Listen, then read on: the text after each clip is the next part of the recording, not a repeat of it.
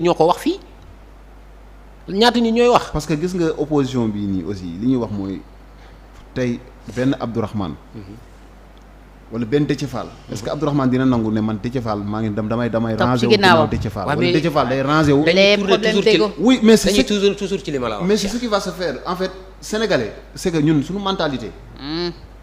mooy mentalité de compétition. non mais j'espère que ni dinañu àgg foofu. xam nga lu tax j'espère mais avec. non xam nga lu tax. avec beaucoup d'efforts et de sacrifices parce que ci législative yi. bi ñuy dem ci législative yi ci investiture yi bi problème liste yi commencé posé wu président Déthié daf ñu woo ñun c'est responsable. ni ñu Sénégal moo soxla. ñun ñëpp nañu dellu gannaaw. tous les responsables du PRP se sont retirés. oui. pour ne pas vraiment. Yewwi Askan Wi encombré yëf yi. yu am ay coow. mais lan moo tax liste titulaire nationale bu Yewwi Askan Wi ñu demul. waaw mais liste boobu à l'origine ak li ci am. à l'origine xëccoo la. waaw non déggu li ma la xam nga moom laa lay expliquer nii. xam nga ñun. opposition boobu changé xam nga ñun ñoo fi nekk ba tey xam nga ñun bu ñu retiré wul woon. xam nga ñun bu ñu retiré woon. la chose pourrait être un peu beaucoup plus compliquée. Oui. mais nous on a un monsieur vraiment qui pense que. Sénégal moo ëpp doole ñëpp Sénégal moo gën a kawe ñëpp te Sénégal bu soxlaa ñëpp dañoo war a baax ñëpp dañoo war a wàcc ci suuf parce que on ne peut pas avoir plus que ce pays réew mi lañ ko war a liggéey mais liggéey ko lañ ko war a def dans l'unité ñu xam ni vraiment ñun doomu réew mi tey muy yow Cheikh muy Soxna Fatou képp ku mu mën a doon ci ñun boo demee bay toog di wax nit ñi di la déglu di la seetaan c'est pas parce que nous sommes meilleurs que les gens. Non. parce que réew mi dafa am lu mu def ci ñun. ñu war ko delloo. te delloo boobu nag xam nga ci nan lañ koy defee ma jàpp ni man lu ma mën Cheikh mi war na ko mën. lu ma mën Soxna Fatou war na koo mën. donc pourquoi moi je dois me mettre dans la tête que. impérativement ça doit être moi. ñun bu ñuy demee ci loolu bu ñu mës a dem. d'accord question d'ego. problème d'ego toujours moom mooy ñëwaat au sein de l'opposition yàgg nañ fee bëgg a daje Cheikh 2017 jaar na fii ak yeneen i situation yu bëri c'est cette même opposition qui était là qui est là donc même problème yi sans doute ñoom ñooy nar a continuer alors pour des ba tey ci processus électoral bi après le contrôle des parrainages il y a maintenant contrôle yeneen pièces yi conseil constitutionnel war ci sëgg peut-être d'ici le 20 on aura la liste définitive ku mel ni Ndiaga Sylla sax mi ngi koy annoncé avant le 20 am na ci yenn cas d'invalidation yoo xam ne tàmbali nañ koo yëkkatiwaat Déthié Fall bokk ci ñooñu parce que amoon na condamnation 6 mois assortie de sursis est-ce que loolu yéen a ngi ciy bàyyi xel à une manifestation interdite à une manifestation non autorisée pour participation à une manifestation non autorisée. Voilà. xam nga ce qui est bizarre mooy dañu ni participation à une manifestation est-ce que réellement Déthié bi ñu koy arrêté fekk na manifestation bi commencé na dafay mel ni rek yow ñu ni la dañ lay jàpp parce que da ngaa dem fecc ji sabar bee. sabar bi war a am 16h te sabar bi war a am 16h commencé gu la mu lay 16. ñu jàpp la midi. non man dama ne non ça c'est du français. Oui, non, c'est du français yu leer. moo tax ma indil la ko ci olof. participation à une manifestation non autorisée. dañ laa jàpp nga nekk ci manifestation bi nga xam ne ni kenn mayoo ci ndigal. du loolu lay tekki wolof man séeréer laa sama wolof dafa setul loolu la tekki est-ce que réellement Déthié bi ñu koy arrêté dafa participer woon à une manifestation muy un deuxième bi fan la ñu arrêté Déthié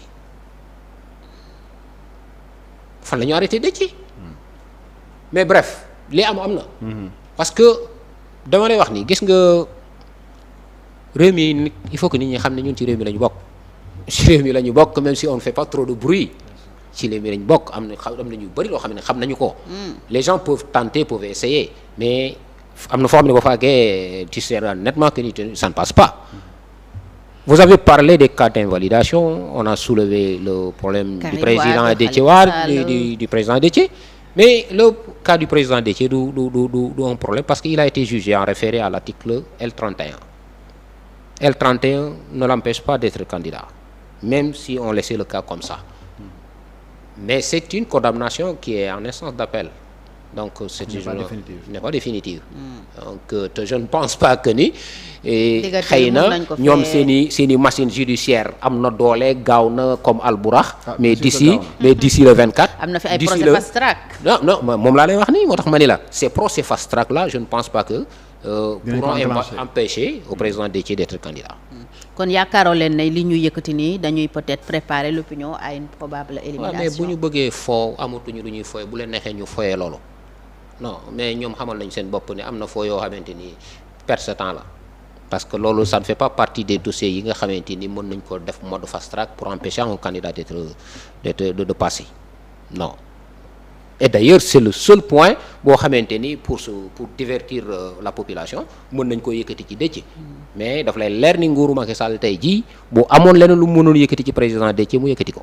y a d'autres cas Diomaye ak yu mel noonu nekk ci opposition bi Habib Sy aussi qui court le même risque pratiquement. dama ni la ñi nga xamante ni sax ñoom dañoo nekk ci biir nguur gi ñu nekk ci mouvance présidentielle yi te seen candidat yi nekk fii ñu jàpp ni c'est des candidats clean ñoom bañ dañoo jàpp ci seen bopp ni ñoom ils sont à risque parce que nguur gi képp koo xamante pour man candidat bi nga xamante ni mooy wóor na ko day dem élection en 2024 mooy ki ñuy def ci liste yi le 20 parce que kenn ku nekk ñun bu ñu xëyee suba ba ngoon ñu ngi gas say mbóot. Ouais, mais Amadou Ba c'est sûr qu'il fera partie mais c'est lui le pouvoir. D'accord c'est lui le pouvoir ça veut dire passe d'office. bu suba boo déggoon suba mu wax lu bokk lu neexul le maître du jeu moom mooy gën a neexal régler ces histoires de Ousmane Sonko là. ah oui bien sûr non soxna Fatou bu ngeen bëggee ñu fo mais le pouvoir du président Macky Sall est un pouvoir qui est très très très puissant très fort à détruire les politiciens.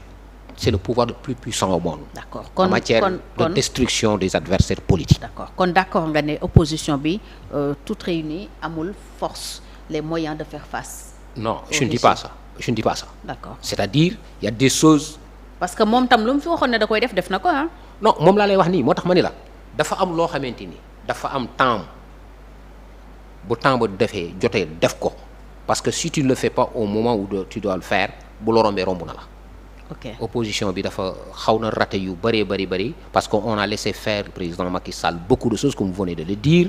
parce que tenté notamment ci cas Sonko vous avez laissé faire non mais dama ni la xam nga lu tax. bu Sonko taxawaay bi ngeen waroon am amu leen ko ba tax ñenn ñi sax di ne vous l'avez lâché. non dama ni la ku nekk di lijjanti boppam xam nga président Ousmane du lenn lu dul continuité li nga xamante ni mooy processus d'élimination bi mu commencé avec. depuis 2019 bu président Karim président Khalifa président Ousmane xëy na fii ak élection yi daf cee xejul rek waaye bu ci xejul am na ñeneen ñu mu ciy dugalaat xam nga mais c'est pas parce que l'opposition ne s'est pas battue ñu ngi xeex c'est parce que tout simplement on a préféré respecter les règles du jeu parce que ñun dans un pays démocratique vraiment on ne veut pas violer les lois et les textes du pays mais mënoon nañoo def ni moom saax-saaxe tey jii avec président Macky Sall on peut tout dire sauf un état de droit ñëpp mën nañ ko nangu. Cheikh d'accord nga ne l'opposition s'est assez battue quand même contre yenn dérives yi peut-être même yenn injustice yi ñuy teg ci yenn leaders yi ku mel ni Ousmane Sonko parce que li ñu leen di reprocher bokk na ci taxawuñu ni ñu war a taxawee ci kaw Ousmane Sonko tey mu ngi kaso ñoom ñi nekk en liberté ku nekk yaa ngi lijjanti sa bopp di xool nooy participer ci élection yi est-ce qu'ils se sont assez battus. Bon xam nga à un moment donné tamit da ngay raisonnable quand même. Être raisonnable si contexte bii nii aussi Ousmane Sonko mu ngi prison ça c'est un fait ils sont en train de tout faire en tout cas jusqu'à la dernière minute il sera pas candidat en tout cas on attend de voir comment ça va évoluer mais fi ñu toll nii fi ñuy waxee Ousmane Sonko du candidat parce que son dossier n'a même pas été contrôlé donc loolu mooy di am maintenant la meilleure façon peut-être de rendre service à Ousmane Sonko c'est de faire perdre le pouvoir n'est-ce pas au régime en place c'est la première chose à faire. Oui, tout à fait. Parce que ils peuvent pas boycotter, ils peuvent pas se permettre de boycotter. Boycott serait parce que si vous boycottez, il va gagner les élections à 99%. C'est non, clair. c'est pas parce et que ça sera un c'est pas parce qu'il va gagner les élections. Parce que dafa am lu mu bañ. Mais li mu bañ c'était pas sincère en lui. Oui. Oui. Il cherche Troisième candidature. mooy la troisième candidature. Et il cherche à nous le faire accepter de façon très intelligente de sa part. En bloquant le candidat président Ousmane Sonko ni nañ leen pousser ci révolte comme ça ñoom ils vont boycotter les élections et je vais continuer à diriger. donc voilà un peu bon yooyu yëpp ay pièges la parce que aussi on peut bon pour confirmer li mu wax benn côté gis nañ ne y avait un rabat d'arrêt bi nga xam ne introduire ngeen ko pour la concernant la nomination des membres de la Sénat à la dernière minute l'opposition quand même a décidé de retirer quand même kii boobu noonu nu mu tudd rabat d'arrêt boobu mu dugaloon parce que il y avait possibilité si jamais ils obtenaient raison pour ñu pousser élection yi donc li am ba am Fatou mooy encore une fois on est d'accord sur un principe c'est que l'opposition n'est-ce pas à différer plusieurs combats loolu moom mooy dëgg ginnaaw loolu nag léegi si càppaandaw gi lañ toll léegi on est vers la fin on va vers les élections mënatuñu ils peuvent plus se permettre aussi de marche arrière non man avant ñu yegg si fii laa doon wax Cheikh non c'est trop parce que tey xam nga le cas Ousmane Sonko il s'est battu à sa manière ceux qui étaient avec lui aussi certains en tout cas étaient sincères dans le combat très sincères mais nag xam nga président Macky Sall dafa di koo xamante ni gars yi ni ñu xeexee mu dañuy ne non sañul def li les règles du jeu parce que en fait ba si dernière minute dañu am njortu graphique si moom dañu ne non Macky Sall président Macky Sall non sañul lii ñemewul loolu boo ko ne sañul da koy def après ñu romb étage niveau boobu noonu escalier boobu noonu palier boobu ñu ne non c'est vrai def na lii mais gëmuñu dina def lii fee moom du fa yegg dafa yegg weesu ko léegi nag à la fin li ngeen maanaam li ñu rouge yi ngeen doon tracé président Macky Sall yëpp weesu na ko lu ma waxoon da koy def na ko Cheikh daf leen bett parce que aussi quelque part ñoom amoon nañu man dama jàpp tous les Sénégalais sax certains Sénégalais dañu am njortu bu rafet ci président Macky Sall dañu ne oui dina def lii mais du def lii mais xam nga lu war a loolu léegi nag malheureusement xam nga lu war a loolu oui parce que président Macky Sall dafa am ñaari affaires yoo xam ne dafa am mooy on le classe dans la catégorie des gens qui sont nés après les indépendances mais il a des pratiques de l'ancienne génération politique du Sénégal c'est-à-dire moom physiquement il est de la nouvelle génération mais en matière politique il est des époques de Mobutu Sese Seko quoi de la vieille école c'est-à-dire nekkul nit koo xamante ni dala naan damay respecter ak yelleefu doomu aadama ak démocratie ak nangam sangam non je suis désolé de le dire pour confirmer ce que vous dites ak président Macky Sall il y a une phrase il y a un slogan qui a été répété à tout bout de champ mooy force reste là à la loi avec le président Abdoulaye Wade on a eu nos difficultés avec lui les gens se sont battus il y a eu des morts mais c'était quand même rare expression ma koy dégg ak le président Macky Sall ce sont les mots clés yi gars yi di utiliser ñoom dañuy dem ci plateau muy ñoom ñëpp au début il y avait les Moustapha Diakhaté avant ñuy xuloo président Macky Sall après il y a les Abdou Mbow suñu demee plateau la première phrase qui te sort c'est que force restera à la loi léegi nag ñoom xam nga force bu taxawee rek mooy lépp luy xam-xam lépp luy conscience lépp luy dialogue raison sax lépp luy raison nërmeelu na et puis ce qui est grave booy dañuy légitimer rey parce que si bu ñu demee taxaw ni la force reste à la loi c'est comme pour dire que les gens que les forces de l'ordre sont en train de tuer du mujjee fenn parce que yoon moo taxaw pour def li muy def. non dina mujj fenn moom. léegi non moom laa non c'est-à-dire ci seen façon waxin. alors que ça ne devait pas se passer comme ça. xam nga déjà quand j'utilise quand même ce mot-là dina force restera à la loi cette phrase cette expression dañuy li nga wax effectivement mën na pousser. certains à faire preuve de responsabilité parfois. mais aussi mën na jàpp ne aussi dara du ko ci fekk loolu mën na nekk. quand bien même dara dina ko fekk muy maintenant muy plus tard les gens qui ont eu à commettre des exactions dans ce pays-là vont devoir répondre.